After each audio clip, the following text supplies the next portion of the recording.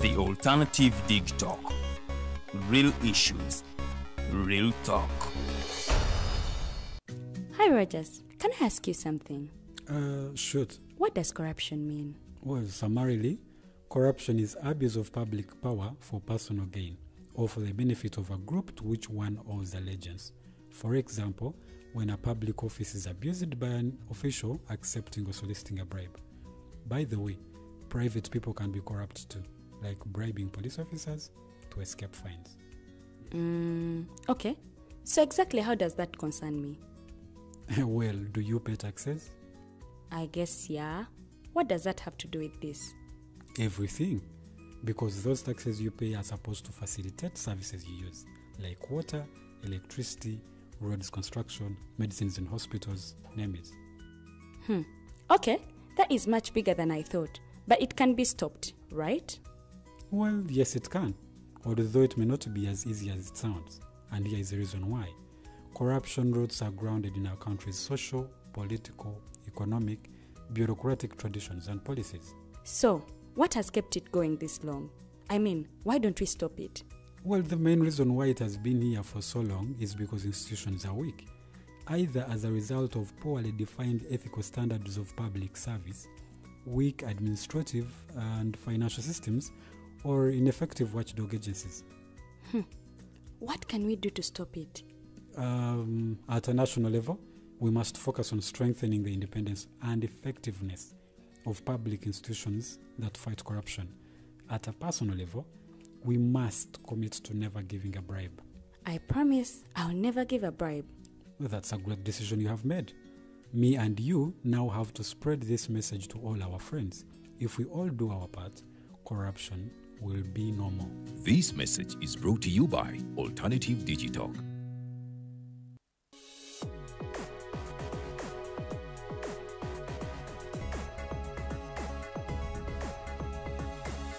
The Alternative Dig Talk. Real issues, real talk.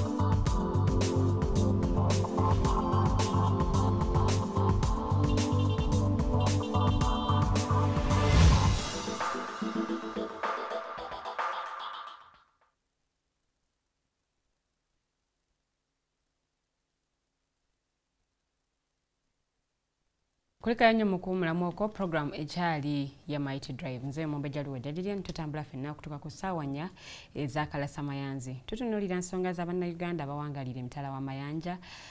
Ensonga eno ekwatagana ku kuba nti bano tebalonda. Beebuuza lwaki tebalonda ate nga batuukiriza obuvunaanyizibwa bwabwe nga bannansi.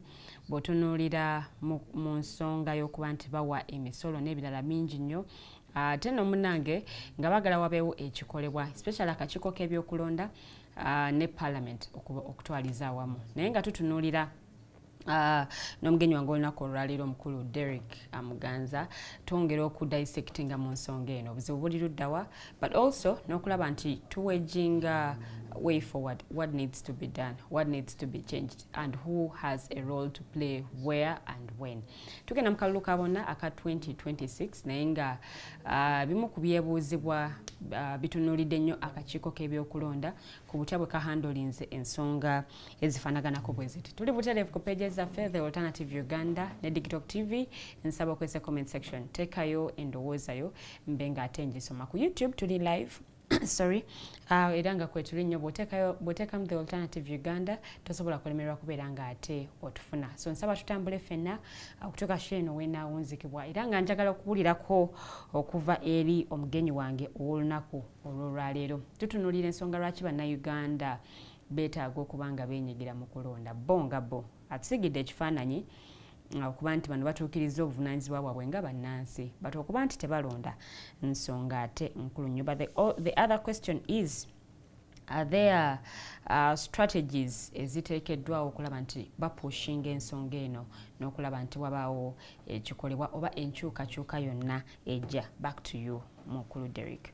Yes, neyanzanyo Mubeja Lilian. So nga bwe mbadde nkunyonyola nti bannayuganda abasinga abawangalira ebweru tebalina kuggwamu ssuubi lwa nsonga nti bwe tuba n'ekizibu tulina okuproposinga solution. Kakati solution yo weeri etya nti Uganda tulina embassies 38, si embassies zokka naye ne diplomatic missions, consulates byonna twala tugende. Okulonda kuno kutwale ng'omuntu alina passport eweddeko nti passport yo weba eweddeko okola otya. Kati nganze eggwanga mu empangalire erya Hungary tetulina Ugandan embassy naye passport weba eweddeko bw'ogenda ku website eya Ministry of ya immigration website eyo obeera ofuna chance selectinga nti ngenda kufuna passport yange okuva Copenhagen okuva Brussels oba okuva Berlin nga wonna either osobola okulinnyawo ennyonyi oba osobola okulinnya train oba bus n'otuukayo mu buntu. Naye ate ndaba nga tekyali etagisiza kuba wasobola okubaawo enteekateeka nti Electoral Commission neekola engeri gyesobola okuba nga eteekawo oba extra page ey'okurequestinga ballot kubanga ensi ezisinga ez'ebweru balina kye tuyita zip code oba post code. Nti eyo post code ebeera addressing system nti nze Omubeja Lilian nsula ku luguudo gundi mu municipality bweti mu kwegamba bakutuukako ne bakuleetera ebbaluwa nga bwe banagamba nti bill eya internet yeno era ogisangamu, bill eya insurance yeno era ogisangamu. Kakati neyokulonda gyo bw'oyagala kibeere nti oli agende aselectinge kuba okwata endaga muntu yo emabega kuliko information district county na buli kimu nti osobola okwenyigira mu no requesting a ballot nti njagala saba ballot eya president, nsabe ballot eya MP, nsabe ballot eya mayor n'eyaba kansala bonna zonna ne baziteeka wamu ne baziteeka mu envelope emu kibeera cheap kubanga postage fees eri si nnyingi oyinza osanga. Kati to some people balowooza nti bannayuganda bano abali emitala w'amayanja tebeetaaga kwenyigira mu process eno ey'okulonda because tebali ku ground. The information they have is the information on the internet. Ate nga internet ejjuddeko information atali mutuufu in one or the other. Nedda because we have Ugandans abavudde mu ggwanga Uganda for some good time nga yalekawo nga yava mu ggwanga Uganda okugeza ng'emyaka 2 emabega oba emyaka 10 emabega. There is a lot that has changed in the constituency, there is a lot that has changed in the country. So omuntu oyo anaasobola atya okulonda omukulembeze ow'omuzinzi naye ng'ate ekiri ku ground tachimanyi whether this person information jateka ku mutimbagano erimba obanga reality yeno. Ekyo era kyangu nnyo bobeera kati nze alternative digital kumbadde njigobeera nga mukyaza General Bijirwa muyina basi gye mutambula n'abantu ab'enjawulo Lord Mayor Elias Lukwago General Mugisha Muntu kwegamba ensi yafunda nti ensi eri global. So Munnayuganda oyo yenna gyali kati nganze ow'ebutembe bwe ngenda ku Radio Garden nsobola oteekamu radio z'ejjinja nempulira programu yonna nemanya nti ono yeesimbyewo wano nti nkimanyi nsula mu Kachira Town Council ku kyalo gundi era oyo kwegamba area gy'agenda okiikirira ye area gye nnako akakwata e Uganda nempulira biki byagenda okukola. Anti kati gwe osobola okikola ekyo because ebitabo bye wasoma byakulungamye mu nkozesa ya teknologiya and not everyone has that. Sijja bw'ogezaako samplinga ku bantu bano miliyoni 2 first of all abasinga bavubuka bali tech savvy bw'abanga asobola kuba kati communicating atya n'abantu babewaka akozesa WhatsApp call. Omuntu akozesa WhatsApp call asobola okulemererwa era ojja musanga alina apps endala nnyingi z'akozesa tasobola kulemererwa genda ku YouTube kufollowinga program nga zino ne bw'abanga bamuzaala oba Kasese oba bamuzaala Mbarara asobola okuteekako Radio West n'awulira nti ye muwagizi wa NRM bagenda mu kamyufu n'awulira abeesimbyewo biki be boogera n'agamba ono candidate A asuubiza ekidomola kya waragi ono candidate B amanyi oluguudo oluguudo olwo nagenda 2003 nakati terunafuna kolansi ndowooza olaba kuba buli omu ajja kuba ng'awulira bali biki bye boogera. But do you think abantu bano bafaayo nnyo okunoonya authentic information other than hearsay? Because I can give you information based on what the chendowooza nti kyekituufu oba bwe mba nina bias kuggwe Derek nsobola okugamba nti ekyalimba teyakikola. Anti kakati bw'otunuulira emikutu gy'amawulire egisinga yadde ensi efunze nti abantu abasinga information bagijja ku social media na wano tulina ku social media naye kyemmanyi muli mukutu ogwakakasisibwa UCC Uganda Communications Commission tojja kusanga radio station etalina broadcast license era balina minimum standards of broadcasting that they have to adhere to. Kati tojja kugamba mbu omuntu yaze wano ku Digitalk n'ayogera ekintu nga temwaki fact checkinze oba n'ayogera ekintu ekyobulimba oba n'ayogera ekintu tugeze ekitakirizibwa oba ekigenda okuincitinga violence oba ekigenda okukola ki era mugamba akimenyewo mumukola ki mugezaako oba ne muteekawo disclaimer. Kati era omuntu ali eyo yenna asobola okumanya nti kino kiriko disclaimer kino mwavuddeyo ne mukola correction kubeera kekebere BBC kagubere mukutu ki bwegwanga gwina kye gureportinze nga tekiri mu butuufu later on bajja kukola follow up bagambe correction ne bw'okwata New Vision oba Monitor nti yesterday balina kye bawandiise era ogenda laba nga balina we batadde nti correction ku lunaku gundi ne gundi ku story bweti twa reporting nti gundi ne gundi naye ekituufu kye kino. So bw'abanga followinga mainstream media sigenda kuyita nnyo mu character assassination nga tagenda following nti oba oli alina ba follower million 2 ku TikTok akwate live nga atudde watudde abeeko ne byayogera ebitali fact checked okitegeera.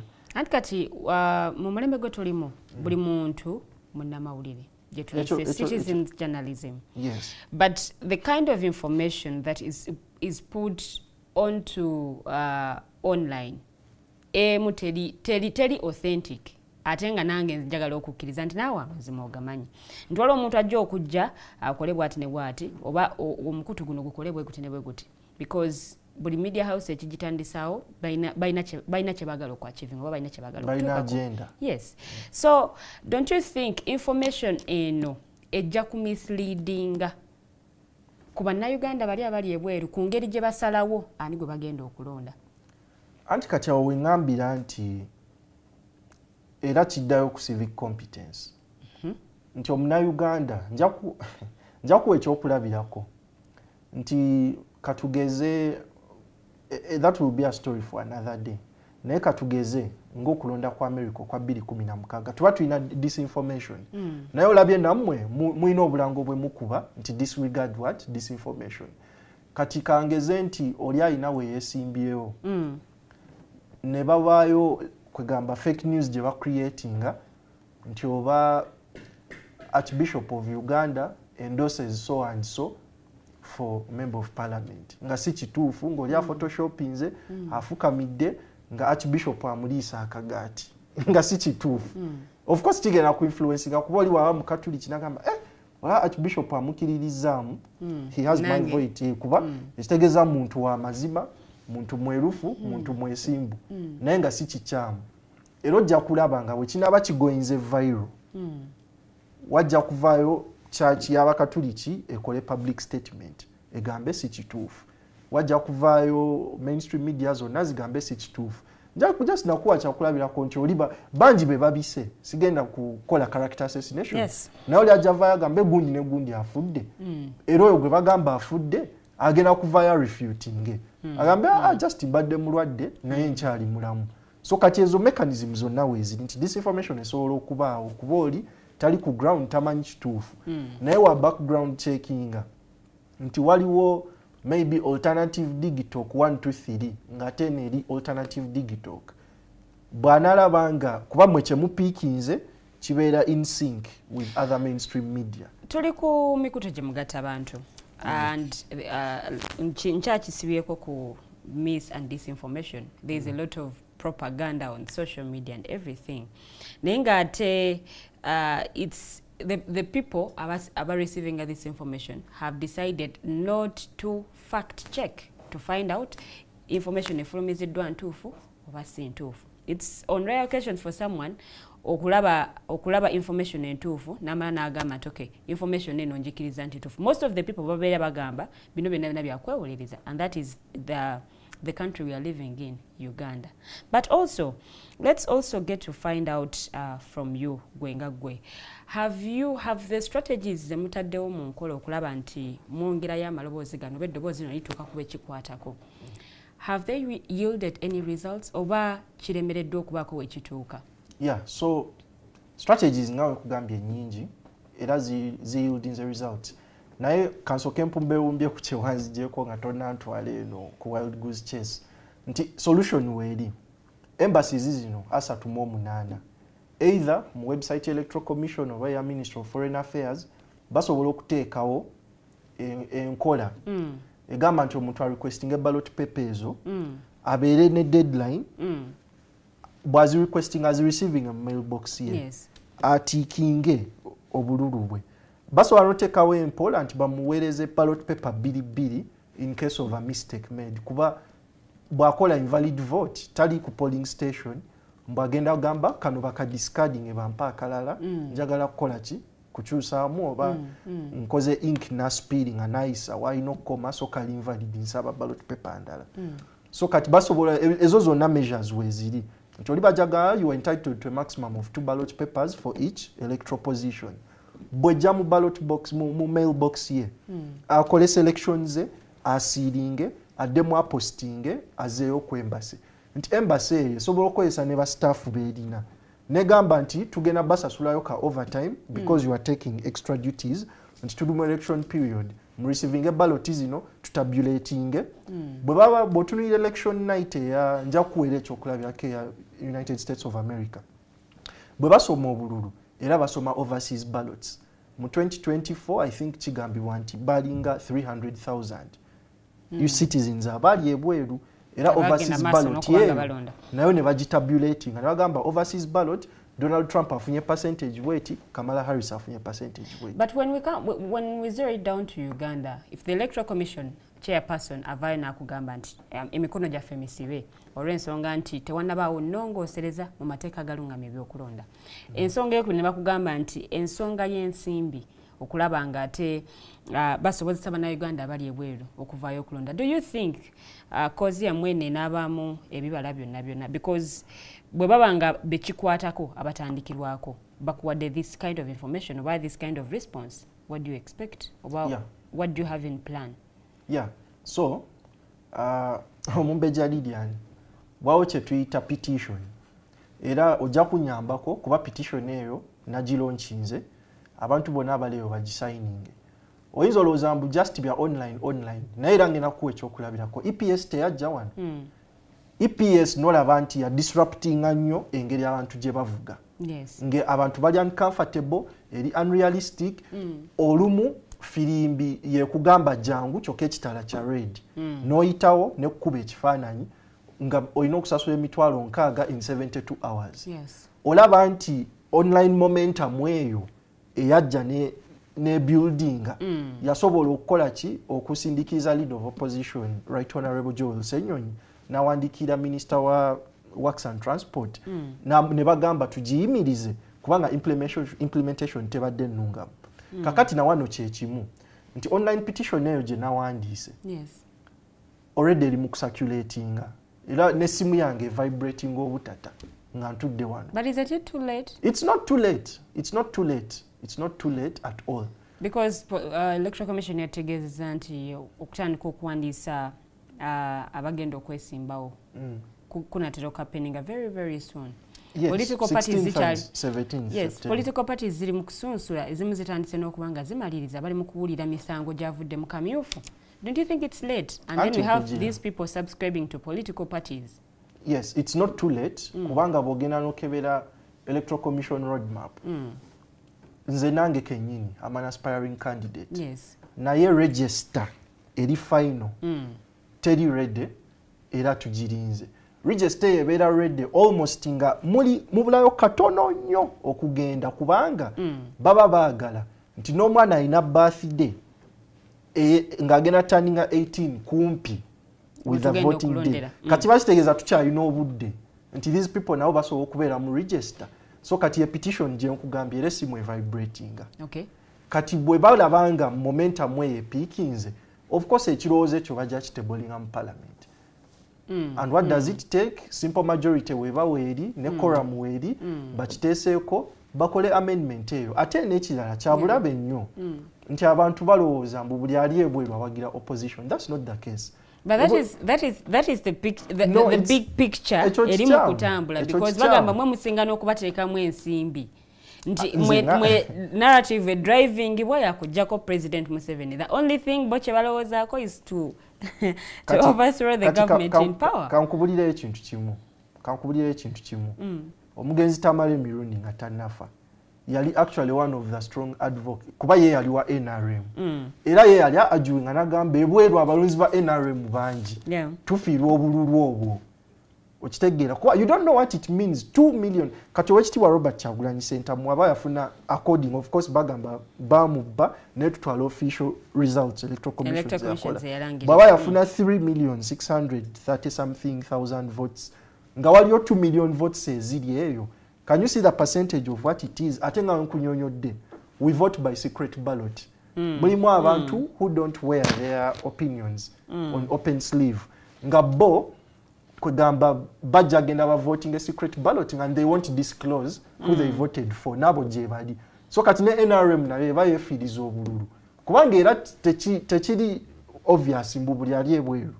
Awagira NRM.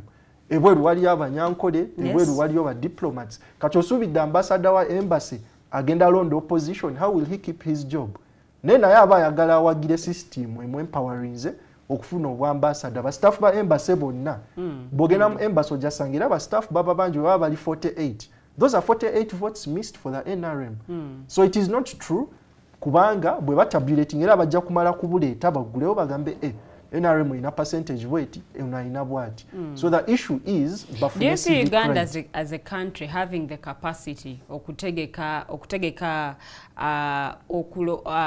okulonda kwa banna Uganda bawangalira emitala wa mayanja kukuba atenga tukyali gwange eri kyakula capacity weeri ngera kuwe ekyokulabirako eggwange nga erya Senegal ina abantu million 18 n'emitwalo 8.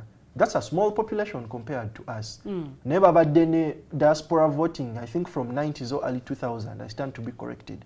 Naye bw'okinoonyerezaako from 90s or early 2000s. And as a matter of fact, parliament yaabwe balina 16 representatives of the 165 abatuulayo. Nga bonna bavunaanyizibwa kuki? Kumpi bava mu abo. So ojja kusanga nti balina diaspora nene mu ggwanga ng'erya France. Okitegeera. They can't lock out such people. So kwegamba benchmarks weziri Ghana, Kenya, Algeria, South Africa wajogeddeko. I for self I had a workmate from South Africa last year bwe baali bagenda osuula akalulu nagenda ku embassy yaabwe n'alonda naye nga nkugambye nti ffe tulina only 38 embassies but ahead of time ne embassy yennyini na buli kimu zino zi community groups kuba kumpi buli nsi ojasanga Ugandans in Berlin, Ugandans in Germany, WhatsApp groups ezo bachairman baba basobola okukolagana nabo bekikwatako ne basaturatinga information nti banaye update your voting details ne ba creating a links ezo request ballot paper here ne bazi requesting ahead of time nga nkugambye oli nalondera jalondedde nagizayo by post postage stamp si ya bay ogenda ku post office ye Germany obeyewa postage stamp bagenda kugamba euro 2 nusu kanana but euro 2 edi oziza no saa tezigula cappuccino oba tezigula latte nkogamba sente ntono nnyo ng'oli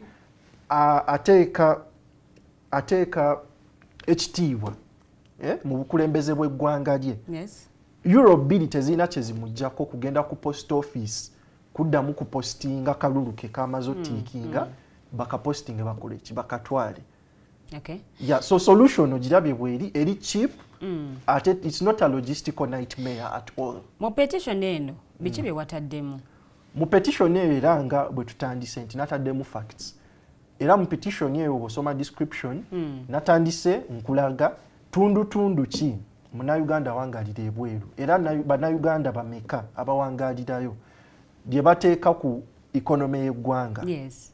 Nti era nabo balina interest nti oli bw'aba akolera mu musana omuzibu bw'aba akolera ku Washing Bay e London winter ng'engalo zikalambidde zibula kukwata ice n'agula katano ku kikumi kye e Kasanje n'agula katano ku kikumi kye yonna gy'akaguze ng'asuubira kagenda gaininga value naye ng'alabye Minister of Works ekoze press conference tugenda kukola oluguudo lwe Nakawuko okutuuka eno olw'Ekisubi okutuuka eno kwegamba nagamba nagulawo million bweziti naye mu myaka 5 value egenda bba bweti nja kuba nekulaakulanya kimukakatako nti olwa interest eyo gy'alina eno alinayo assets ze bw'aba alaba nga akimanyi kansala ne local government zezikola enguudo electoral term eno budget yayita sente zizzeeyo oluguudo telukoleddwa ekitegeeza oversight teyakoleddwa aweebwa omukisa okuwuliriza nti abadde afollowinga bajja ku radio bali ku social media naga kansala gundi yalimu omulamwa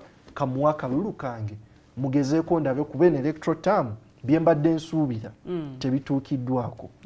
So solution weeri is not a logistical nightmare, it's not expensive. Era nga Uganda Electoral Commission mu budget yasaba $1 trillion ne bagiwa obuwumbi 832. Abannayuganda ne wobagamba nti abali ebweru ne wobagamba nti requesting a ballot eno osasule €5 $5 nga gwe wesasulira postage fee. Oli bw'aba alina sente zakola omwezi sikiwa nti $5 agenda zirabanga ekiremesa kubanga basasula just sente za post office. Era tujja kuwulirira concerns nga bagamba nti kubasasuza sente kulinga kubalemesa oba kulinga kubajja mu lwokaano luno. Nkiwa nti omuntu yenna passport yeweddeko. Yes. Osasula $25 ordinary express. So kati kitwale bw'otyo nti this is a social contract gy'ogenda okuyingiramu okumala emyaka 5.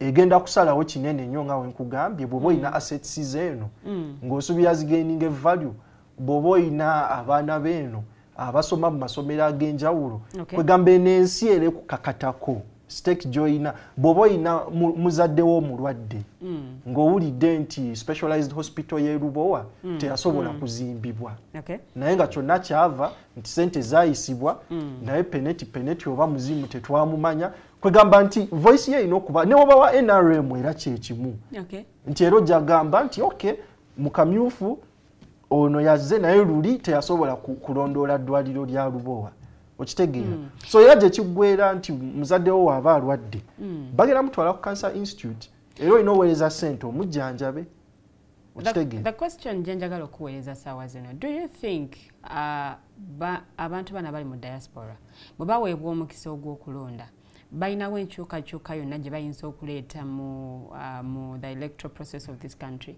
Of course. You don't have the slightest idea what impact 2 million votes has.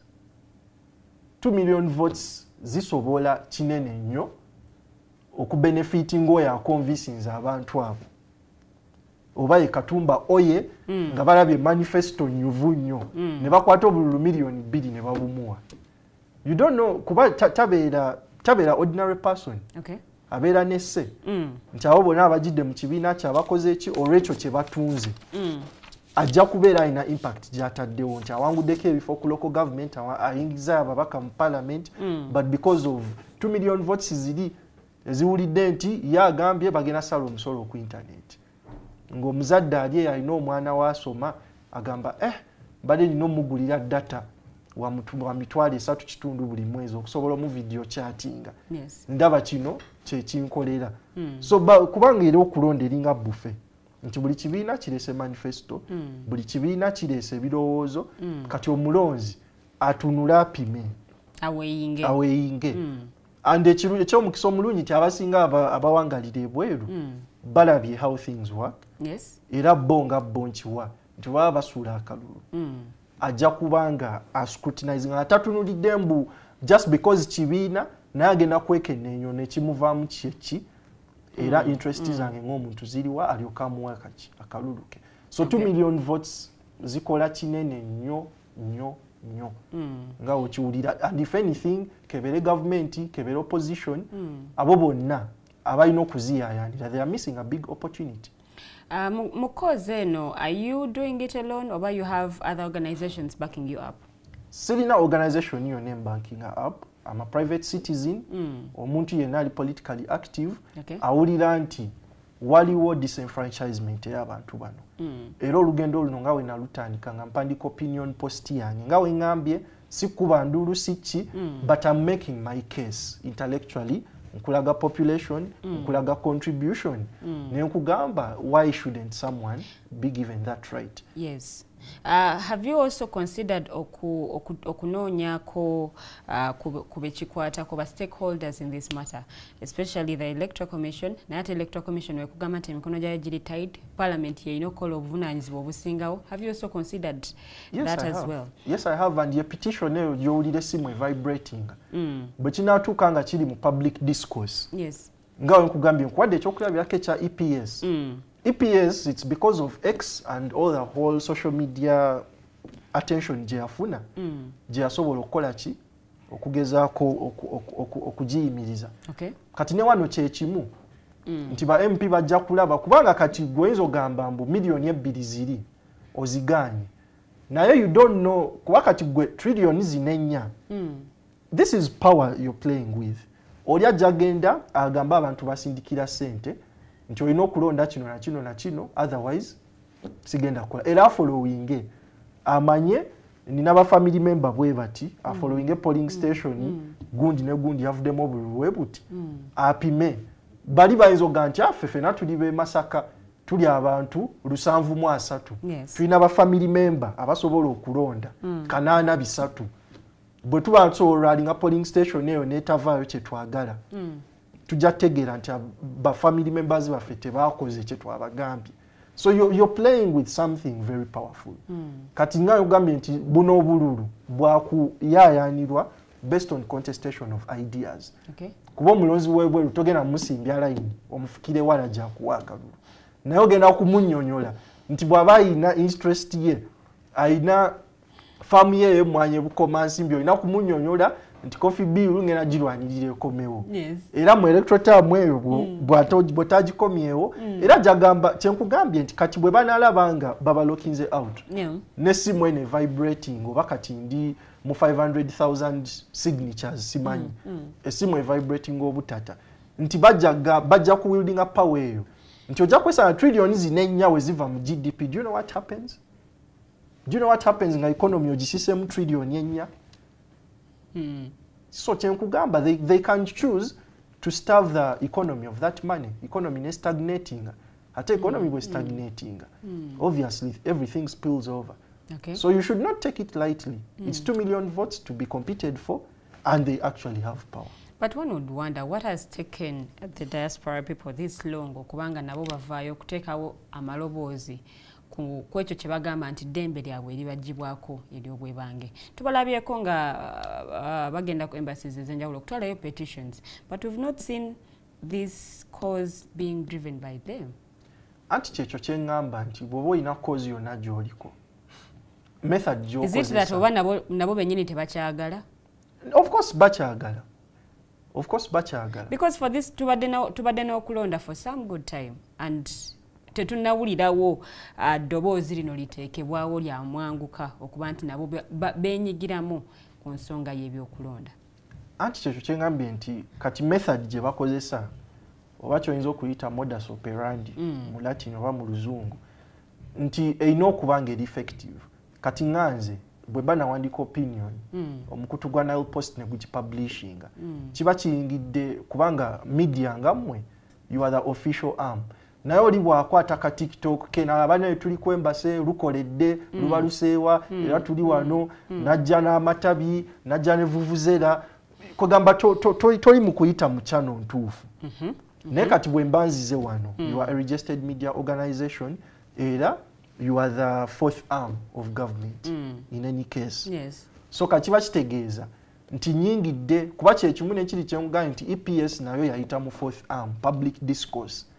Ekintu bwe kiba kiraisinze heat eba efuuse matter of national importance. Kuba gwe bukeere ku makya governor wa Bank of Uganda wa Minister of Foreign Finance etulegambe tubadde tufuna trillion nyanga tu projectinga nti mu kwota eno zigenda kwa trillion 8 but in any case tuine diwelyo and it's being felt ogende otukenga kilo ya sukali ya mitwale 3 nga kati effect ye etandise okukolaki okuwuliribwa kati olaba nti nabano abali ebweru baba driving egundi bwe beeralinga ne bagamba teri agenda sindika sente waka yadde omunwe gw'ennusu okutusanga ensonga zaffe ziwuliddwa bazikoleddwako so kati bwe baba bakozesa approach eyo kiyamba naye gwe just bw'ogamba nyambadde vesti yange ndi mutangira nkute vuvuzera ndi wano kwembase ndeesa akafaliso neebaseewo tewali impact naye kati nganze mpandisa opinion post I'm making my case era nkoze petition yiyo already eri mukugaininga momentum nzize ku media station ngeno ensonga njitadde muki mu spotlight sijagenda mbu ntuke ku kati kiva ku ekyo negamba nti oba era okimanyi procedure bwe yagala ogenda mu parliament so ogenda nga mu gallery as a private citizen yeah nendyoka ngamba nti mpeeredde omukisa ogwo ensonga njikoze ki ngipresentize ku floor so kyonna kiva mu kukozesa proper channel so si eyo channel gyolowooza nti erina public appeal naye nga terina structure yonna mwegenda kuyitira kuyamba. Yeah. Do you see that? Do you see this petition yielding results? Mukasera kano ketuinawo akatono. Yeah, yes I do. Nja kugamba ekintu kimu. Okay. Nti period je tugendamu. Kati nga abaka ba NRM abagudde mu kamyufu. Yes. Naddala nga bo ba strong cadres abatajja kuja independent. Kati oyo redde essaawa zino atudde mu parliament. Nga session zonna zaalimu mu political science tulina kye tuyita lame duck session. Yes. Talina political capital yonna ya kuspendinga. So kiba kitegeeza akola kanagweramu eyo. Okitegeeza. Naye oyo yenna alaba nga asobola okufuna political capital ku nsonga eno. Ajja kugibuukira agite bullying. Okitegeeza. Ajja kugibuukira agite bullying. Kwaira kino kitwale nga OTT, kitwale nga EPS. Byonna byatandika lwakuba nti nze nganze sinze muntu akkiririzibwa mu kuba tulina Public Order Management Act. Bwe ngenda ku City Square ne mpanika ekipande bagenda kunkuba jeeke banyige. So nze I cannot ne wankubadde nga ate yose mateeke kuba omwaganyanga munansi. Yeah, naye era Public Order Management Act enkugira. So that's why nja kuyita mu much as the playing field is rigged. Nja kuyita mwezo available channels. Okay. Teri nina freedom of speech bwe mpandika opinion article liba dembe lyange. Era teri mu police yankutte ne bwe najja ne tuka ku airport tebangamba mbulaki wawandika opinion post ku nsonga. Okay, sisobola kulema kubuuza ku nsonga y'Abannayuganda abawangalira diaspora abaagala okuba nti bafuna abakiise mu parliament. Oba sina kindi bafune ne ba minister ababakiikirira nti minister akwasaganya ensonga z'Abannayuganda abali mu Asia, minister akwasaganya ensonga z'Abannayuganda abali mu Europe ne continents endala. Do you agree n'abantu abalina endowooza bwetyo? Eyo endowooza nkyamu nnyo. Endowooza nkyamu nnyo. Ate kati bagamba nti abaliwo balemereddwa okukola ku nsonga zaabwe ezibaluma ne weesanga nti Bannayuganda bangi abafiira emitala w'amayanja but because tebayinaawo bantu bakiise ku ground abasobola okwandolinga ensonga zaabwe nga zikoma oluusi ku embassy ate nga tezicrossinga ku direct side. Awo ensonga eyo bw'ogitunuulira. Yes. It is self-defeating. Oli mukiise we diaspora ate otuula Uganda. How are you keeping in touch with the real issues? Okay, much as the world is connected. Naye tolaba nga kiri contradictory.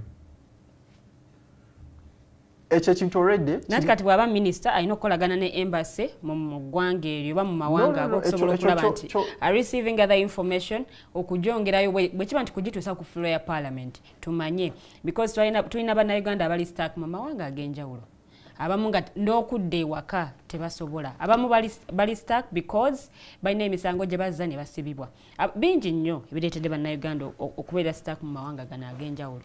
A reason as to why they say better at least abakiise oba minister oba ki nga bakalanga nti embassies eziriyo tezibayambye bali bakola gwa kutula mu offices. So ekyo nga bwe nkugambye sikikiririzaamu era kiba kyongera kumenya muwi wa musolo. We already have a bloated government, we already have a bloated parliament. Sinakindi sagala nakozesa olulimi oba luli lutya naye parliament eno kwega eringa erina enjoka ezimbye ennyo yeetaaga akakerende efunemu ekiddukano okuzimba kuno okwenjoka kukendeere okitegeera kyamukisa mubi naye simanyi kadde ke tuyina naye twabadde tuyitako ne mu reforms eza Honorable Mathias Mpuga ze yali ate bodies awe mbadde njagala okugenda naye ng'era kamalirize kino sokomalirize nti tetwetaaga babaka ba diaspora kuba already nti newe yali badde omu ate batemye nti buli continent efune abo babeere mukaaga era buli omu afune miliyoni 2 ez'emmotoka zesikkiriziganya nazo kubanga ekyo kyonna era kiva ku selfish interest eza commercialization of politics nti era bonna abana contesting bagenda kujja olw'ebyo ebikyepere n'ebyo kwegamba ebyessava ebiriyo nti amanyi omusaala ngenda kufuna bungi bwe buti amanyi allowance ngenda kufuna nyingi bweti naye era ngenda kuwa ekyokulabirako Honorable Mwadanku Nyingi atikira Kyadondo East ye Shadow Minister wa Foreign Affairs era njagala mukomendi nga yakola omulimu mulungi nnyo bw'oba following current affairs waliwo scam yaligenda mu maaso nga scam eyo egamba nti balina IT jobs abroad mu ggwanga erya Asia, Malaysia naye nga gye bigwera bwe batuuka eri gye babagambye ogenda babakozesa bintu birala nnyo bagenda mu scam compounds nti wawo kye tuyita pig butchering eyo yali common nnyo mu ki pig butchering okunyonyola omulabi waffe erinnya eryo simanyi kwe baalijja naye kiringa omuntu okumuzanyira ku psychology n'abeeranga kwegamba ekisolo ekirina okubaagibwa nti bakiriisa ne kigejja naye ng'ekigendererwa kya kukisala kati ne wano kye kimu nti oba oli agenze ku dating app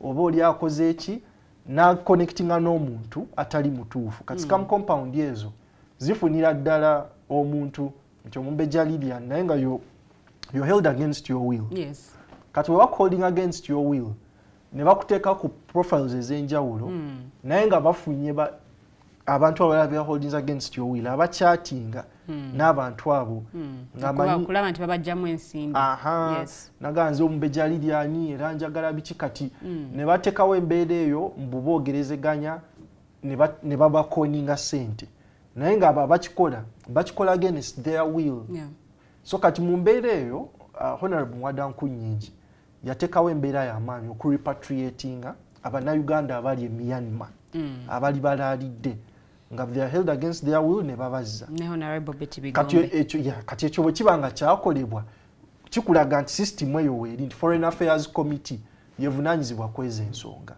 era ensonga nyingi nnyo ezibadde so kati abo bonna abali eyo what they need is their right to vote nti okusinziira mu bitundu bye bava ova Masaka ova Wawaleka essamba lyo osindika ssente abapakasi balirime kati bw'oba ng'olaba nti omubaka gwe watwalayo Coffee Bill ya voting in favor ate nga gwe wali ogamba ku interest ye emwanyi Coffee Bill eyo yali sigadde nga avotinga no tolaba nti bw'ogenda ku embassy eddoboozi lyo liwulirwa so what you need is the voting right but not the representative because already wage bill je tutikaba wibo omusolo eri heavy nnyo we are developing country we cannot have people abatwala such fat salaries era onja tukawo mu legislative agenda yange kulage awo nyini wenjagalira tuyingire mu bwagazi bw'okukiikirira abantu b'ebutembe mu parliament kiki ekiri mu driving okuba nti oyagala okugenda mu parliament what is it that you want to change in parliament that omukiisa aliyo kyatasobodde kubeera nga akyusa especially mu constituency y'abantu bakiikirira I think it's Mukulu Livingstone yaliyo nga independent candidate oba actually ndaweewo era nakyo kigenda kudda ku civic education independent candidate aliyo agamba independent NRM leaning naye bwe obuzibu nti abantu tebafunye civic education bw'obeera independent you're actually beholden to the people. You're not beholden to the party. You're not beholden to anyone. So kiba kikulaga nti era abalonzi tebamanyi but an independent should be an independent nti wetengeredde toyina kibiina kyonna kyo subscribing to era n'ebirowoozo byakyo boba driving kyabwe nawe strictly otwala birowoozo by'abantu Yeah. kuba pate zonna ziba ne manifesto era ne weesanga ngenda kuwa kyakulabirako nti bw'olaba eggwanga ng'eri America Rust Belt States naki bayinza okuba nga pate position egamba tulina okuuma obutonde bw'ensi tulina okugala oil refinery eno Yes. ng'abalonzi bo si bekyagala naye you belong to that party Onokolanga pate bwegambye. Yeah. kati omuntu ali independent ate tobeera beholden to anyone except the electorate kati bwe bw'obuzibu So mukulu Livingstone.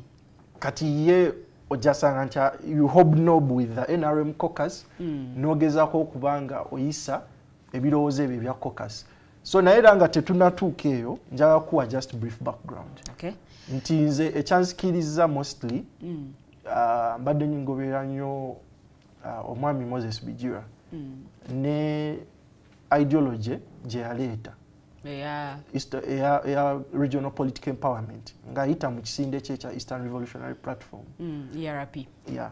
Omubeja Lilian wawo kye tuyita self determination nti nga gwe oli Mumbejja oli Muganda eyo identity yo mu mawanga ga Bulaaya gonna buli nsi erina olulimi lwayo ensi ng'eya Hungary mu history yali teyina independence bali under Austria-Hungary naye bw'olaba history waabwe Boris Matamihali bapoeti abo bonna abajja nga bayaayaana olw'okuba baali babuutikiddwa nga bagaba buli kimu lwaki bakisalirawo e Vienna tulina okwetengerera naffe ne tufuna obwetwaze So kye mwagala kikole na wano. era nja kikunnyonnyola nti kati bw'olaba nti ekibiina ekya NRM buli election cycle gye tufuna President Museveni abeera president era afuna 2/3 majority naye ekyo ekintu kya bulabe nnyo nti ekintu kibeera kibutikiddwa nga tewali maloboozi ga njawulo kati regional political empowerment nga ye kyakugamba nti buli political party egezeeko okukola political activity mu kitundu waawe erina amaanyi era Nti bw'obanga oli NRM ng'amaanyi go gali mu Northern Uganda. ati kakati No, just ndi mukuwanga example. Kali. Tugeze NRM amaanyi gayo gali mu Buganda.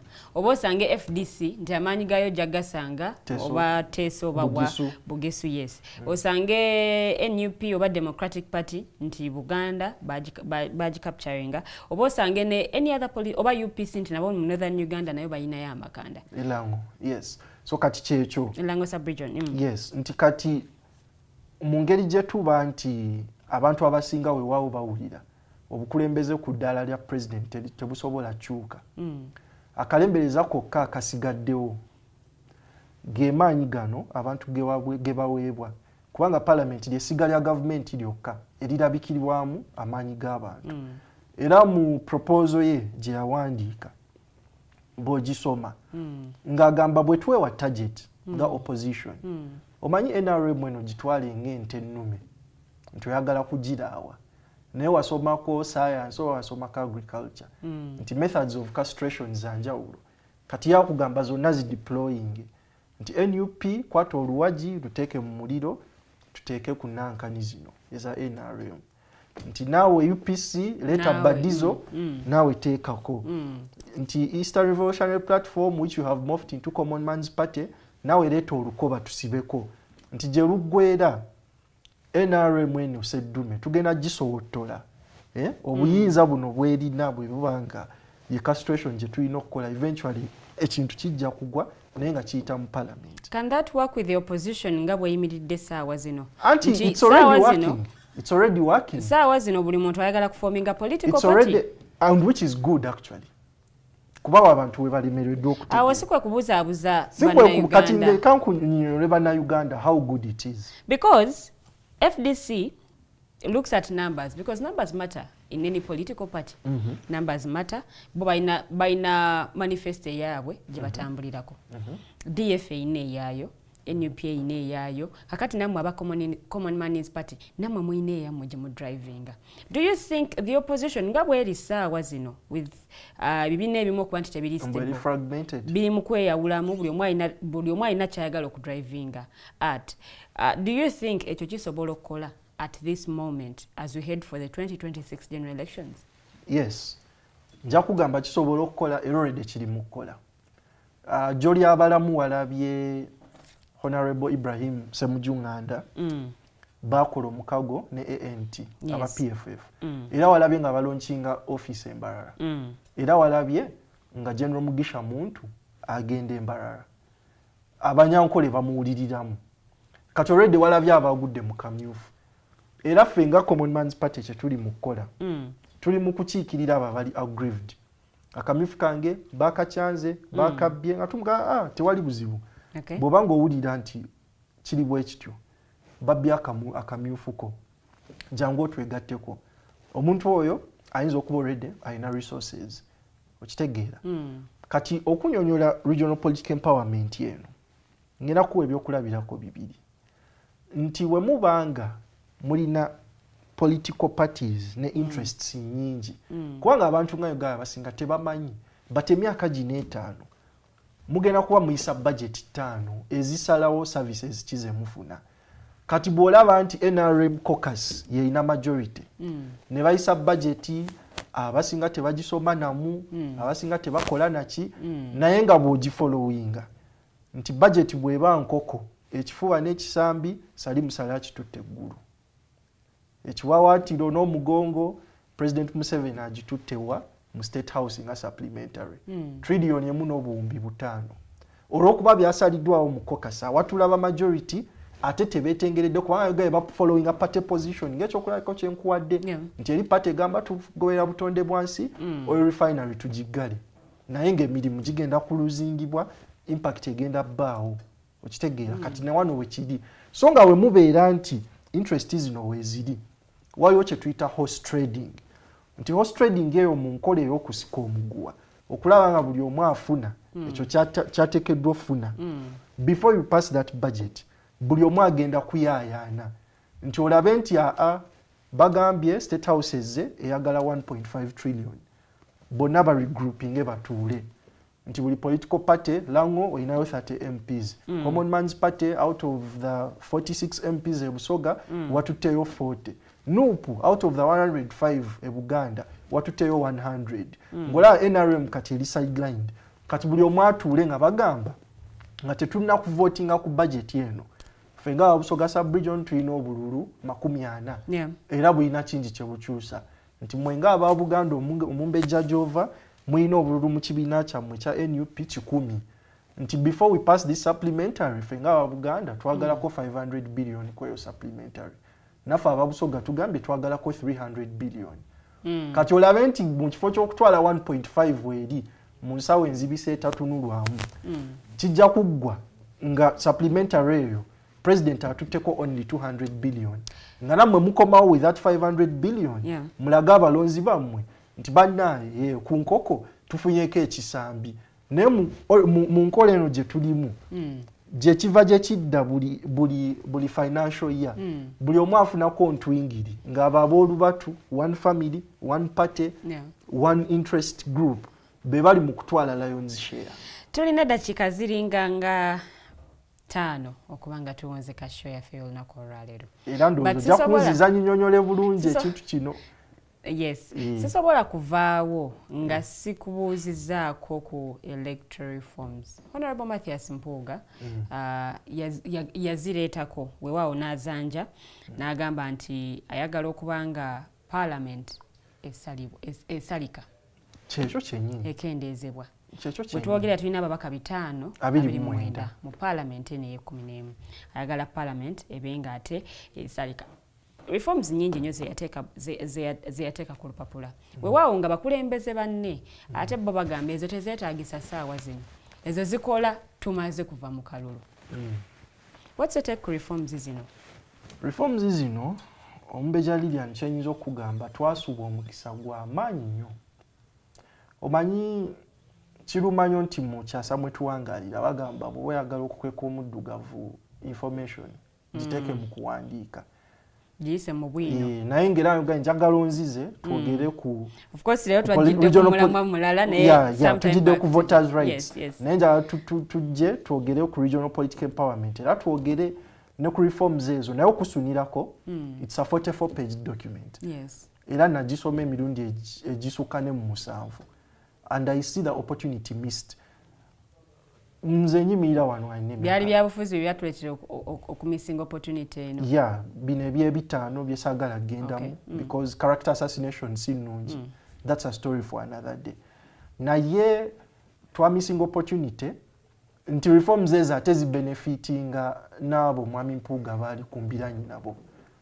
Era ngena kubeera specific. Zaali 14 items naye bo bagamba zikola after. Teziri mu kubayamba nga tugenda mu kalulu. Teziri mu kubayamba mu process yennyini ya kalulu. Era ziyamba. Tujja kigenda mu bwe tunajja. But just kankugiremu highlights.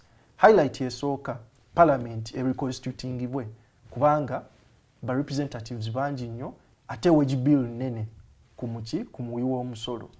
Kubanga mu out of these 529 mulimu gwotalabangako ku mukutu gw'amawulire ngera ne boogenda mu ndeeyo n'okwata Hansard kuba buli mubaka kyayogera ku Hansard kwekiri n'ogenda ku website ya parliament leero plenary oba Tuesday retula ne Thursday ojja kusoma but bw'otandika okukola roll call kuba tunaatera omala electoral cycle ogenda kukwata ababaka nga tewali any input gye bataddeyo. Ati kati ababaka buli omu amaanyi ge ganjawulo. Ati amaanyi tegali mu kuziika. That's the problem. Ayina amaanyi mu budget ng'oyinza obutamusanga mu oversight. Kyekyo naye era ne bw'olondoola obukiiko akakiiko katuddeko abantu 17 kyamaanyi ayogedde biki naye oli azze n'abugumya entebe nga talina input gy'ataddemu. So kati reconstituting bwe mu bwangu obw'ekitalo kampumbewumbe kuba nda tuli mu dakika 3 yali agamba tubeere ne setteeserezo bbiri tubeere ne lower house ne upper house nga olaba mu United Kingdom House of Commons ne Lords bolaba mu Germany waliyo House of waliwo Bundestag ne Bundesrat bolaba mu US Congress ne Senate nti ekintu kino kiyambako okuleeta quality legislation. Nti mu lower house eno bwe ba debatinga ku nsonga egenda mu upper house. Mu upper house wabayo ebiseera ebisinga ba senior politicians okitegeera era nga mu mawanga agamu nga olaba ebungereza ba politicians abo they are not elected, they are appointed. Ntojasanga retired chief justice yatuulayo nga with them they have centuries of legislative experience oba bategeera ebyamateeka nti etteeka bwe linajja bajja kulitunulamu n'eriiso erya experience bagambe kino na kino na kino kyetaaga okyusa ne bakizaayo bawo ne bakidebatingako ne kiryoka kidda ne kiyita okitegeera nga tumala mangu era. So kati okureconstitutinga nga tufuna bicameral parliament tujja byogerako kyali kirungi. Ekirala yali agala wabeewo speakers panel. Speakers panel yali yambye nti ne ba opposition member bali badde batuula ne bafuna omukisa ogukubiriza parliament ne kigezaako okulaba nga regardless of side kijogwa eya government amaloboozi gonna gawulirwa. N'ekirala maybe nga mpumbawumba mu reforms era zezimu yali ayagala wabeewo presidential candidate nga baba bamulonda nga alina okufuna 25% okuva mu region yemu. Ekintu ekyo kyali kireflecting nti eggwanga lyonna limukkiriza era mu regional political parliament nja kikulaga kuba bw'aba meeting aba kingmaker ab'enjawulo ayina favors zalina oku-extractingayo. Naye for now tuwadde ku voting rights ez'aba diaspora era wensabire owunzike obubaka eri government electoral commission ne bannayuganda bawangalira mu diaspora. So bannayuganda abawangalira mu diaspora temugwamu maanyi era ngenda kuba sharinga link eyo ogiteeka oba ku pinned comment oba mu description bagezeko signing a petition eyo nga naffe bwe tukube emmundu eno kuba tuli mu nsiko naye si ya mundu tuli mu nsiko ya kuteekawo birowoozo n'amaloboozi kuwulirwa nga mukozesa technology tukozesa technology tukozesa fourth estate nga mmwe gye mutuwadde nti voting rights zammwe zibeere reinstated kubanga million 2 nga bwe muli. It's a huge voting block and your voices need to be heard. The Electoral Commission and Ugandan government. Electoral Commission saagala yeekwase mbu temulina budget temulina ki solution tujanjiza. Musobola okusindika ballot papers zino by post. Musobola okuzisindika by post era omulonzi asobola okwesasulira $5 euro 5 kubanga bw'asobola osasula rent owa euro 7 owa $2,250 I don't think alina kyaviirwako bw'aba asa ekitibwa mu byobukulembeze okwesasulira. So it's not a logistical nightmare, It is not expensive. It can be done through all our 38 embassies and diplomatic missions. Okay. Eri government eyekibiina kya NRM kiri mu buyinza namwe mu missing opportunity okufuna obululu buno kuba si nti buli ali ebweru awagira government. So mugezeeko nnyo okulaba ng'ensonga eno mugiteekako essira mugiwa amatu kubanga ya mulaka era nammwe babenefitinga nti abawagizi wamwe abali ebweru babeera babalonda. Nsigadde z'omukengufu Muganza mutabani wa Lakwene yayonka ebbeere erimu era abangi gwe mumanyi nga bbeeyi ya kikajjo bwe buwoomi. Neyanzizanye neyanzege mukulu Derek wanasobola kubanga nsukkawo nenjagala kubeebaza bwe tutambudde discussion ebadde nyuvu kansuubire nti bekikwatako nga kakiiko k'ebyokulonda ne government mubaako kye mukola ku nsonga ate eno yennyini y'Abannayuganda bawangalira emitala w'amayanja okusobola okulaba nga mulonda atulaze avenues ezisobola okuyitibwamu ne baba nga abantu bano basobola okulonda. But I pray that we get to have him some other time twogere kujja neye ey'ebyobufuzi kikyayagala okukolera abantu b'e Butembe yabaffe environment y'ebyobufuzi nga bweyimiridde essaawa zino kikyagikomentengako. That will be some other time when we get to have him on the Mighty Drive ate tusobole okuba nga tuwulira ye kikyateesa ku bigenda mu maaso mu ggwanga. Nsigadde nze omumbe gyaliwo Dedidian mbaagaliza olunaku olulungi tusisinkana omulundi ogujja mweraba.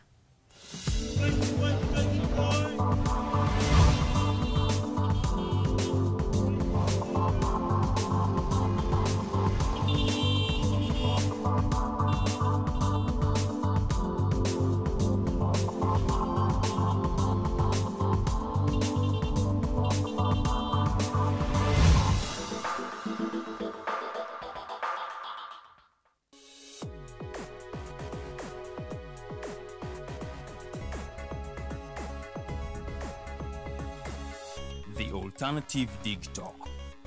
Real issues, real talk.